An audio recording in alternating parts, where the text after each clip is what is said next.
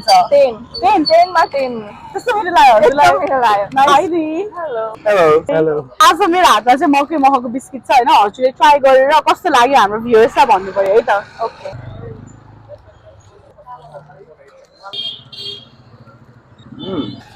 मिठो छ त के को हो यो बिस्कुट यो मकै र मह मिक्स गरेर बनाएको हो? हजुर लाइक हनी हनी स्वाद आइरहेको छ हजुरलाई मिठो लाग्यो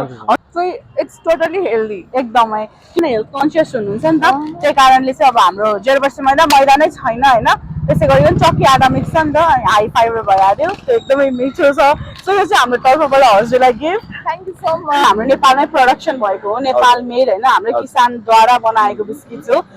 बिस्कुट एकदम मिठो छ हजुरहरूले नि ट्राई गर्नु होला मकै एन्ड हनी हनी टेस्ट आएको छ हजुरहरूले नि ट्राई गरिदिनु होला मलाई चाहिँ बिस्कुट एकदम राम्रो लाग्यो लाइक हाम्रो कर्न हनी डिफ्रेन्ट टेस्ट आउँछ अनि हाम्रो कर्नको डिफ्रेन्ट हनीको डिफ्रेन्ट छ सो एकदम राम्रो मिठो लाग्यो होइन थ्याङ्क यू जुनमा बिस्कुट खासै मन पर्दैन होइन तर this biscuit like test very good क्या सो तपाईँहरूले पनि ट्राई गर्नु छ भने दिइहाल्नु चाहिँ एकदम मिठो छ मकै मह मिक्स भएको बिस्किट